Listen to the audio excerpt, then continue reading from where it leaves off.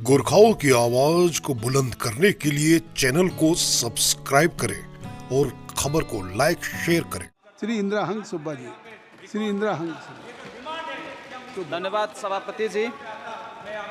आज राष्ट्रपति जी की अभिभाषण पर धन्यवाद प्रस्ताव को समर्थन करने के लिए खड़ा हुआ हूं।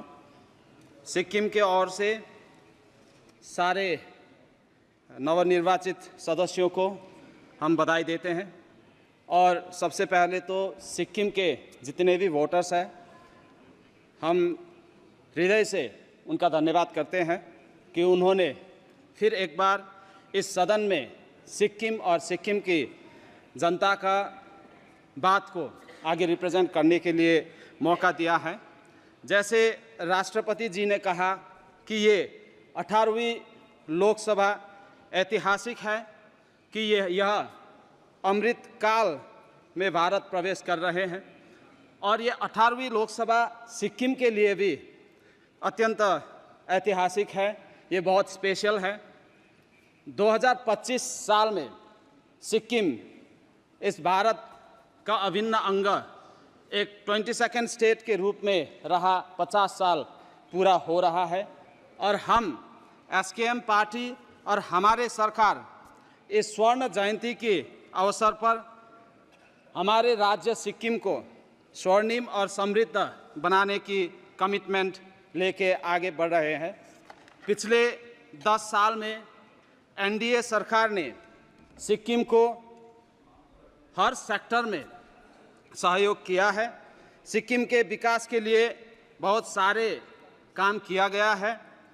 जो सिक्किम एक हिमालय राज्य है और वहाँ के रोड्स बहुत नैरो हुआ करता था और सिक्किम में एक ही नेशनल हाईवे था जो कि सेवक से लेके गंगटोक तक 2 लेन वाला था और आज भी वो सेवक से लेके रंफू तक का जो NH10 का स्ट्रेच है, इसमें बहुत सारे डिस्टर्बेंसेस है।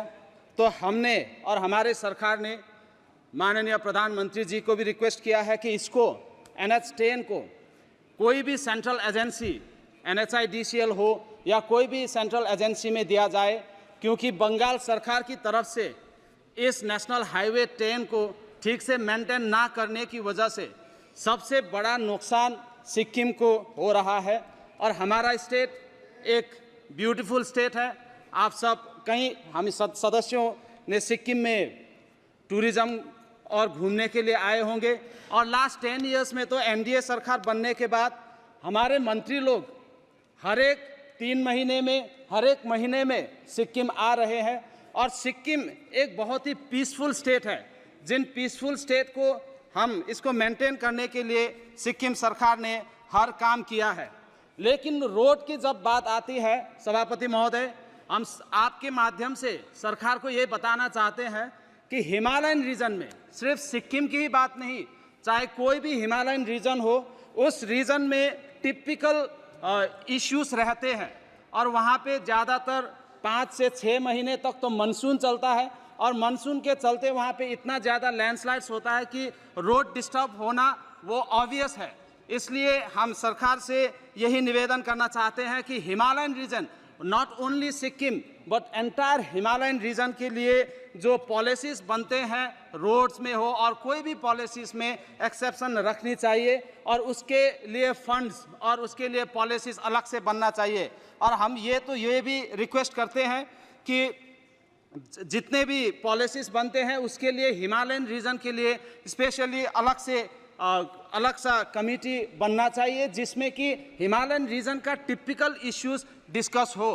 जैसे कि भारत इस 2047 तक में विकसित होने का जो प्रारंभ किया है, हम प्रधानमंत्री जी के साथ हैं, हम सरकार के साथ हैं, हम भी सिक्किम से कुछ करना चाहते हैं।